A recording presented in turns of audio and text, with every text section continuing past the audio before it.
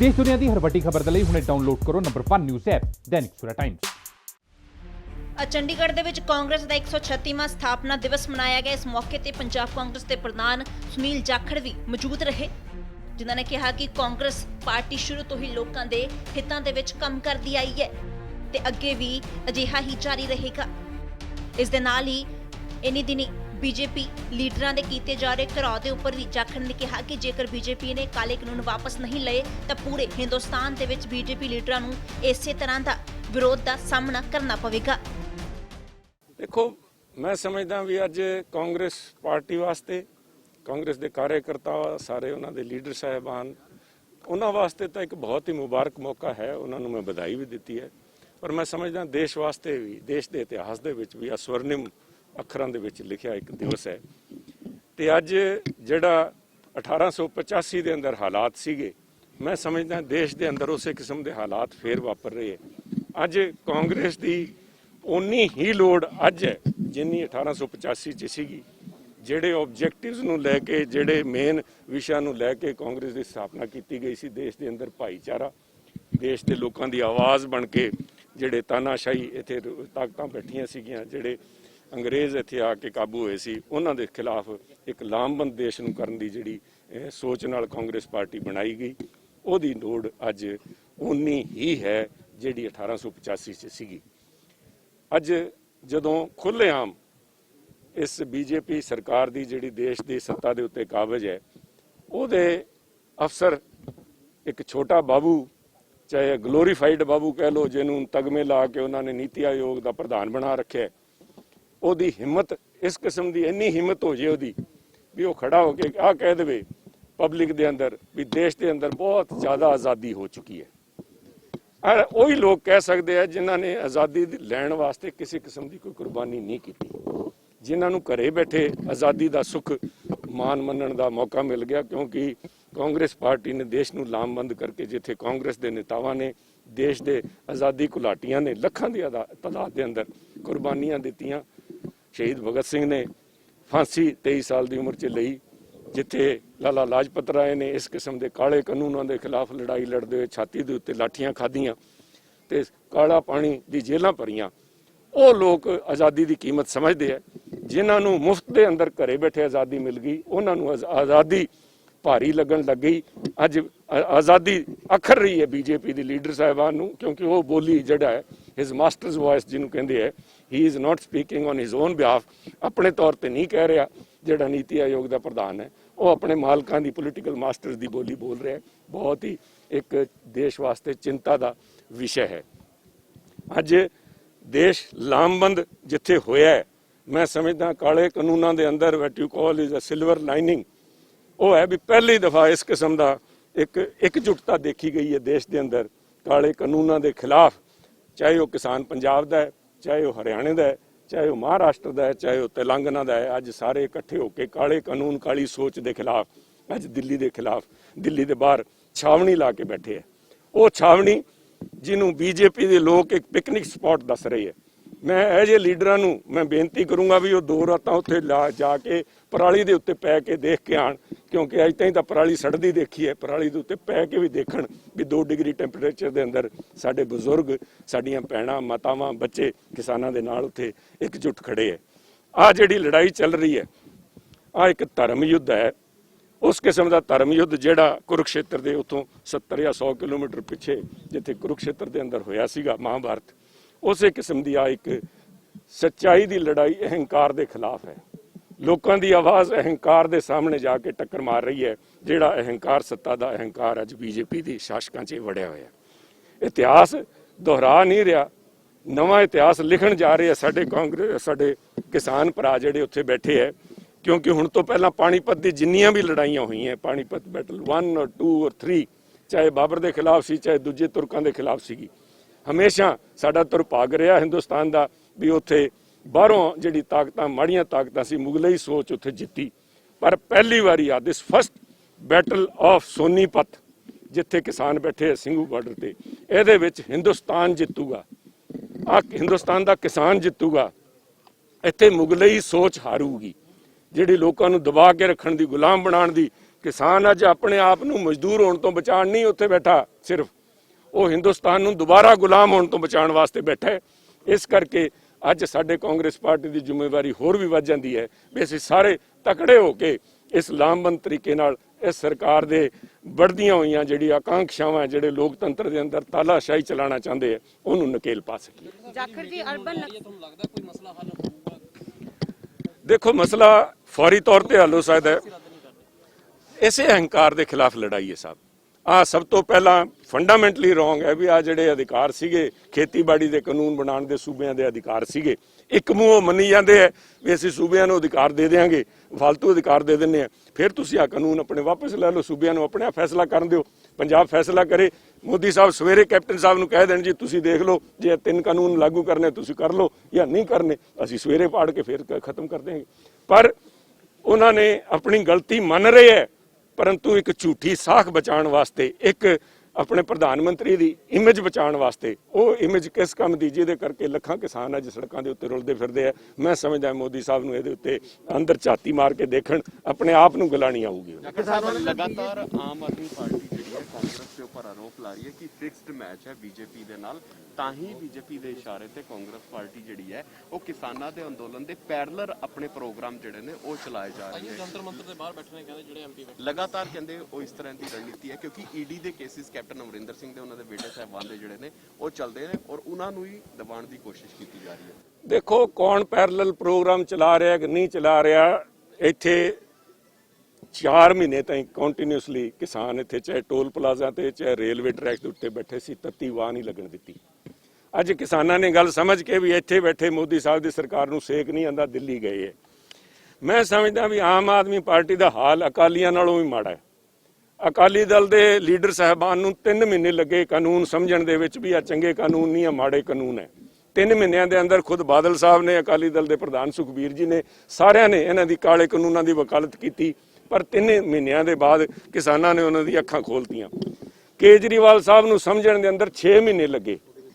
ਇੱਥੇ ਪੰਜਾਬ ਵਿਧਾਨ ਸਭਾ ਦੇ ਅੰਦਰ ਜਦੋਂ ਪੰਜਾਬ ਨੇ ਆਪਣੇ ਕਾਨੂੰਨ ਬਣਾਏ, ਇਹਨਾਂ ਕਾਨੂੰਨਾਂ ਨੂੰ ਖਾਰਜ ਕੀਤਾ, ਕੇਜਰੀਵਾਲ ਸਾਹਿਬ ਕਹਿ ਰਹੇ ਸੀ ਵੀ ਸੂਬੇ ਦੀ ਸਰਕਾਰ ਤਾਂ ਰੱਦ ਕਰ ਹੀ ਨਹੀਂ ਸਕਦੀ। ਹੁਣ 15 ਦਿਨ ਪਹਿਲਾਂ ਕੇਜਰੀਵਾਲ ਸਾਹਿਬ ਨੇ ਪਹਿਲਾਂ ਤਾਂ ਆਰਡੀਨੈਂਸ ਪਾਸ ਕੀਤਾ ਇਹਨਾਂ ਕਾਨੂੰਨਾਂ ਦੇ ਹੱਕ ਦੇ ਅੰਦਰ। ਕੱਲ ਮੈਂ ਉਹਨਾਂ ਦੇ ਬਿਆਨ ਸੁਣ ਰਿਹਾ ਸੀਗਾ, ਕੇਜਰੀਵਾਲ ਸਾਹਿਬ ਕਹਿ ਰਹੇ ਸੀ ਵੀ ਮੇਰੇ ਬਣਾਏ हुए ऑर्डिनेंस का और इन काले कानूनों का कोई संबंध ही नहीं है। ਉਹਦੀ ਵਰਡਿੰਗ ਤੁਸੀਂ ਕੱਢ ਕੇ ਦੇਖ ਲਓ, in view of the new laws enacted, ਇਸ ਕਰਕੇ ਅਸੀਂ ਆ ਬਣਾ ਰਹੇ ਹਾਂ। ਅੱਜ ਪੈਰਲਲ ਦੀ ਜਿੱਥੇ ਗੱਲ ਕਰਦੇ ਹਾਂ, ਕੱਲ ਮੈਨੂੰ ਵੀ ਇਸ ਗੱਲ ਦਾ ਬੜਾ ਅਚਰਜ ਹੈ ਵੀ ਕੇਜਰੀਵਾਲ ਸਾਹਿਬ ਜਾ ਕੇ ਉੱਥੇ ਸਿੰਘੂ ਬਾਰਡਰ ਦੇ ਉੱਤੇ ਕਿਸਾਨਾਂ ਕੋਲ ਜਾ ਕੇ ਬੈਠੇ ਹੈ। ਆ ਤਾਂ ਪੋਲ ਸਵੇਰੇ ਖੁੱਲੀ ਵੀ ਉਹ ਦਿੱਲੀ ਤੋਂ ਬਾਹਰ ਨਿਕਲ ਕੇ ਗਏ ਨਹੀਂ, ਉੱਥੇ ਕਿਸਾਨਾਂ ਵਿੱਚ ਤਾਂ ਗਏ ਨਹੀਂ। ਹੁਣ ਤਾਂ ਆਪਦਾ ਤੰਬੂ ਲਾਈ ਬੈਠੇ ਸੀ ਉੱਥੇ ਗੁਰੂ ਤੇਗ ਬਹਾਦਰ ਜੀ ਦੇ ਸਮਾਰਕ ਤੇ। ਗੁਰੂ ਤੇਗ ਬਹਾਦਰ ਜੀ ਦਾ ਸ਼ਹੀਦੀ ਦਿਹਾੜਾ ਸੀਗਾ, ਉਸ ਦਿਨ ਕਿੱਥੇ ਸੀਗੇ ਲੋਕ? ਉਦੋਂ ਨਹੀਂ ਬੋਲੇ, 6 ਮਹੀਨੇ ਨਹੀਂ ਬੋਲੇ। ਕੇਜਰੀਵਾਲ ਸਾਹਿਬ ਨੇ ਜ਼ਬਾਨ ਨਹੀਂ ਖੋਲੀ 6 ਮਹੀਨੇ ਤਾਈਂ। ਕੇਜਰੀਵਾਲ ਸਾਹਿਬ ਕੀ ਬੋਲਣਗੇ ਜਦੋਂ ਇਸ ਬੀਜੇਪੀ ਦੀ ਸਰਕਾਰ ਦੇ ਅੰਦਰ ਜਿਹੜੇ ਉੱਥੇ ਲੋਕ ਬੈਠੇ ਪ੍ਰਦਰਸ਼ਨ ਕਰੀ ਜਾਂਦੇ ਸੀ ਟਰੰਪ ਦੇ ਖਿਲਾਫ, ਉਹਨਾਂ ਦੇ ਉੱਤੇ ਪਰਚੇ ਬਣਾਏ ਗਏ। ਕੇਜਰੀਵਾਲ ਸਾਹਿਬ ਚੁੱਪ ਕਰਕੇ ਜਾ ਕੇ ਬੈਠ ਗਏ, ਬੋਲੇ ਨਹੀਂ। ਅੱਜ 6 ਮਹੀਨਿਆਂ ਦੇ ਬਾਅਦ ਉਹਨਾਂ ਨੂੰ ਕਿਸਾਨ ਦੀ ਯਾਦ ਆਈ ਹੈ। ਭੁੱਲੋ ਨਾ, ਇਹ ਉਹੀ ਕੇਜਰੀਵਾਲ ਸਾਹਿਬ ਹੈ।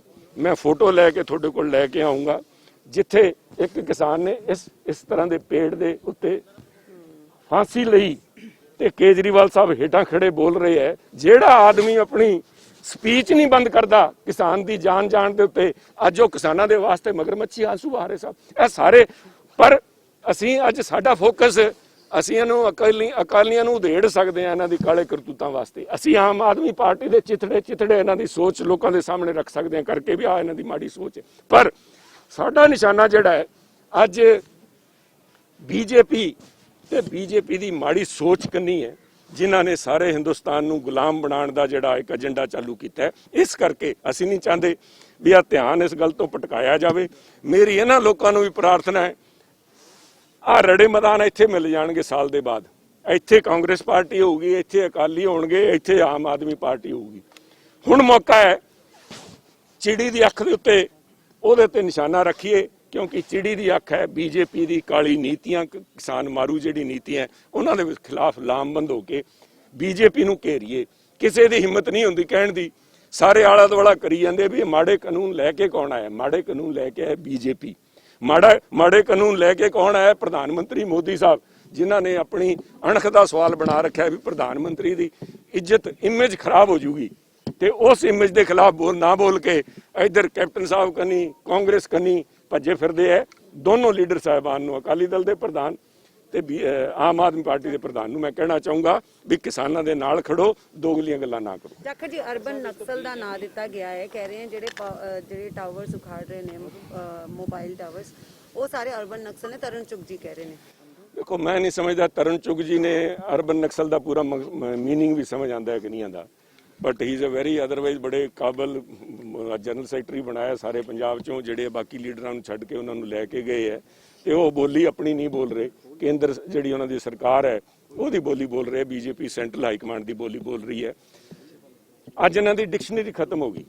ਸਭ ਤੋਂ ਪਹਿਲਾਂ ਚਾਲੂ ਹੋਏ ਸੀਗੇ ਸਾਡੇ ਪੁਰੀ ਸਾਹਿਬ, ਜਿਹੜੇ ਮੰਤਰੀ ਹੈ ਐਵੀਏਸ਼ਨ ਦੇ, ਅੰਮ੍ਰਿਤਸਰ ਤੋਂ ਇਲੈਕਸ਼ਨ ਲੜਿਆ, ਚਲੋ ਚੁਣਾਵ ਹਾਰ ਗਏ, ਪਰ ਉਹਨਾਂ ਨੇ ਸਭ ਤੋਂ ਪਹਿਲਾਂ ਗੁਰੂ ਦੀ ਨਗਰੀ 'ਚ ਆ ਕੇ ਕਿਸਾਨਾਂ ਨੂੰ ਹੂਲੀਗਨ ਕਿਹਾ ਸੀਗਾ ਵੀ ਇਹ ਤਾਂ ਲਫੰਗੇ ਹੈ, ਲੁੰਗਾੜ ਹੈ।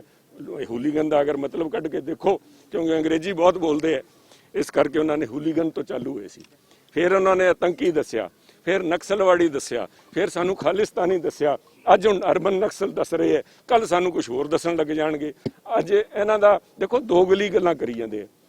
ਪ੍ਰਧਾਨ ਮੰਤਰੀ ਕਹਿੰਦੇ ਆ ਵੀ ਇਹਨਾਂ ਵਰਗਾ ਤਾਂ ਕੋਈ ਬੰਦਾ ਹੀ ਹੈ ਨਹੀਂ, ਤੇ ਇਹਨਾਂ ਦੇ ਮੰਤਰੀ ਕਹਿੰਦੇ ਆ, ਕੱਲ ਮੈਂ ਉਹਨਾਂ ਦੇ ਇੱਕ ਜਿਹੜੇ ਲੀਡਰ ਸੀਗੇ ਜਿਹੜੇ ਦਿੱਲੀੋਂ ਮੁੜ ਕੇ ਆਏ, ਜਿਨ੍ਹਾਂ ਦੀ ਪਹਿਲਾਂ ਐ ਲੱਗਿਆ ਸੀ ਵੀ ਅੱਖਾਂ ਖੁੱਲੀਆਂ, ਜਿਹੜੇ ਕਹਿੰਦੇ ਉਹਨਾਂ ਨੂੰ ਸੁਣਨੀਆਂ ਚਾਹੀਦੀਆਂ ਬੀਜੇਪੀ ਦੀ ਹਾਈ ਕਮਾਂਡ ਨੂੰ, ਤੇ ਹੁਣ ਬੋਲੀ ਬੋਲਦੇ ਆ, ਕਹਿੰਦਾ ਲੱਖੋਵਾਲ ਸਾਹਿਬ ਬਾਹਰ ਆ ਕੇ ਤੁਹਾਨੂੰ ਦੇਖ ਲੈਂਦੇ, ਤੁਹਾਨੂੰ ਅਸੀਂ ਦੇਖ ਲਾਂਗੇ, ਸਾਨੂੰ ਐਵੇਂ ਅੱਖਾਂ ਨਾ ਦਿਖਾਓ।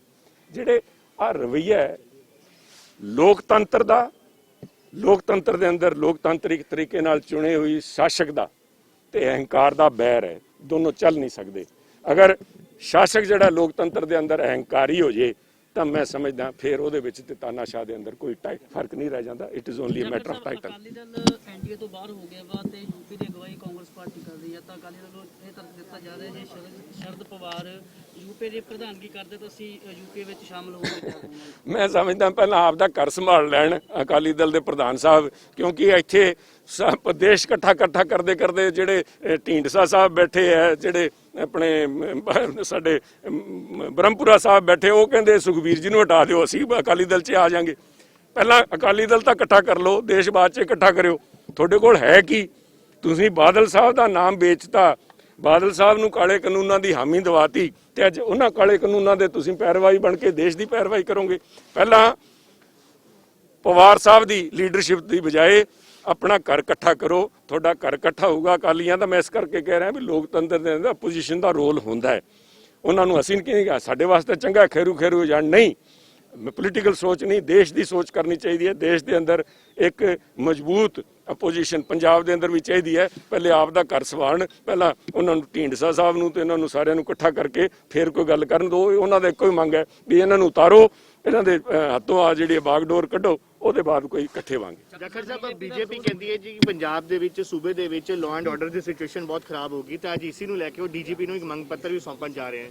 ਉਹਨਾਂ ਦਾ ਇਹ ਕਹਿਣਾ ਹੈ ਕਿ ਸਾਰਾ ਜਿਹੜਾ ਹੋ ਰਿਹਾ ਇਹ ਸਾਰਾ ਕਾਂਗਰਸ ਜਾਂ ਹੋਰ ਪਾਰਟੀਆਂ ਵੱਲੋਂ ਕਰਵਾਇਆ ਜਾ ਰਿਹਾ ਹੈ, ਤੇ ਸਿੱਧੇ ਤੌਰ ਤੇ ਇਲਜ਼ਾਮ ਜੋ ਕਾਂਗਰਸ ਦੇ ਉੱਤੇ ਲਗਾ ਰਹੇ। ਮੈਂ ਸਮਝਦਾ ਵੀ ਗੌਤਮ ਸਾਹਿਬ ਜਿੱਥੇ ਡੀਜੀਪੀ ਪੰਜਾਬ ਨੂੰ ਮਿਲਣ ਜਾਣ, ਨਾਲ ਹੀ ਡੀਜੀਪੀ ਹਰਿਆਣਾ ਨੂੰ ਵੀ ਮਿਲ ਕੇ ਆਉਣ। ਅੱਜ ਤਾਈਂ ਇੱਥੇ ਹੈਲੀਕਾਪਟਰ ਦੇ ਹੈਲੀਪੈਡ ਨਹੀਂ ਪੱਟਣ ਲੱਗੇ, ਅੱਜ ਤਾਈਂ ਚੀਫ ਮਿਨਿਸਟਰ ਨਹੀਂ ਘੇਰੇ ਗਏ, ਅੱਜ ਤਾਈਂ ਮੰਤਰੀਆਂ ਨੂੰ ਨਹੀਂ ਭਜਾਇਆ ਗਿਆ। ਉਹ ਸਾਰੇ ਕੰਮ ਹਰਿਆਣੇ ਦੇ ਅੰਦਰ ਹੋ ਰਹੇ ਆ, ਸਰਕਾਰ ਉਹਨਾਂ ਦੀ ਹੈ। ਪਹਿਲਾਂ ਉੱਥੇ ਵਾਲੇ ਅਰਬਨ ਨਕਸਲ ਸੰਭਾਲ ਕੇ ਆਣ, ਉਹਦੇ ਬਾਅਦ ਇੱਥੇ ਕਰ। ਮੇਰੀ ਬੇਨਤੀ ਹੈ, ਇਹ ਲੋਕਤੰਤਰ ਹੈ, ਇਹਨੂੰ ਲੋਕਤੰਤਰ ਦੇ ਅੰਦਰ ਚੱਲਣ ਦਿਓ। ਜਿਹੜੇ ਤੁਸੀਂ ਕੱਲ ਉਹਨਾਂ ਦੇ ਬਿਆਨ ਆ ਵੀ ਲੱਗੇ ਸੀ ਵੀ ਵੈਸਟ ਬੰਗਾਲ ਬਣ ਰਿਹਾ, ਵੈਸਟ ਬੰਗਾਲ ਛੱਡੋ, ਹਰਿਆਣਾ ਛੱਡੋ, ਪੰਜਾਬ ਛੱਡੋ। ਅਗਰ ਕਾਲੇ ਕਾਨੂੰਨ ਵਾਪਸ ਨਹੀਂ ਲਏ ਤੇ ਮੈਨੂੰ ਇਸ ਗੱਲ ਦਾ ਖਤਰਾ ਵੀ ਸਾਰੇ ਹਿੰਦੁਸਤਾਨ ਦੇ ਅੰਦਰ ਇਸ ਤਰ੍ਹਾਂ ਇਹਨਾਂ ਦੇ ਬੀਜੇਪੀ ਲੀਡਰਾਂ ਨੂੰ ਲੋਕ ਭਜਾਣ ਨਾ ਲੱਗ ਜਾਣ। ਦੱਸਦੀ ਕਿ ਖੇਤੀ ਕਾਨੂੰਨਾਂ ਦੇ ਵਿਰੋਧ ਦੇ ਚੱਲਦੇ ਪੰਜਾਬ ਦੇ ਵਿੱਚ ਕਈ ਵਾਰ ਬੀਜੇਪੀ ਲੀਡਰਾਂ ਦਾ ਵਿਰੋਧ ਹੋਇਆ ਹੈ, ਤੇ ਇਹਨੇ ਦਿਨੀ ਬੀਜੇਪੀ ਦੇ ਸਮਾਗਮਾਂ ਦੇ ਵਿੱਚ ਵੀ ਲੀਡਰਾਂ ਨੂੰ ਅਜਿਹੇ ਵਿਰੋਧ ਦਾ ਸਾਹਮਣਾ ਕਰਨਾ ਪੈ ਰਿਹਾ ਹੈ, ਜਿਸ ਦੇ ਚੱਲਦੇ ਹੀ ਅੱਜ ਪੰਜਾਬ ਬੀਜੇਪੀ ਦੇ ਲੀਡਰ ਡੀਜੀਪੀ ਕੋਲ ਵੀ ਪਹੁੰਚੇ ਸਨ, ਜਿਨ੍ਹਾਂ ਨੇ ਇਸ ਸੰਬੰਧੀ ਇੱਕ ਮੰਗ ਪੱਤਰ ਵੀ ਸੌਂਪਿਆ ਹੈ। ਤੇ ਇਸੇ ਵਿਚਾਲੇ ਪੰਜਾਬ ਕਾਂਗਰਸ ਪ੍ਰਧਾਨ ਸੁਨੀਲ ਜਾਖੜ ਨੇ ਬਿਆਨ ਦਿੱਤਾ ਹੈ ਕਿ ਜੇਕਰ ਕਾਨੂੰਨ ਵਾਪਸ ਨਹੀਂ ਲਏ ਗਏ ਤਾਂ ਅਜਿਹਾ ਵਿਰੋਧ ਪੂਰੇ ਦੇਸ਼ ਦੇ ਵਿੱਚ ਦੇਖਣ ਨੂੰ ਮਿਲੇਗਾ। ਚੰਡੀਗੜ੍ਹ ਤੋਂ ਅੰਕੁਸ਼ ਮਹਾਜਨ ਦੀ report. All world open challenge 17-टाइम गोल्ड मेडलिस्ट मियां रफीक मोहम्मद, पंडित, मौलवी, बेगम, तांत्रिक, इन्हां चोरा ठग्गां तो सावधान। स्पेशलिस्ट वशीकरण, सट्टा नंबर, लव मैरिज, पति पत्नी च अनबन, विदेश च पक्का होना, कारोबार दा ना चलना, सिर्फ 31 घंटियां विच समाधान। फ्री फ्री फ्री मियां रफीक मोहम्मद। मोबाइल 84 374 94 647, 84 374 94 648।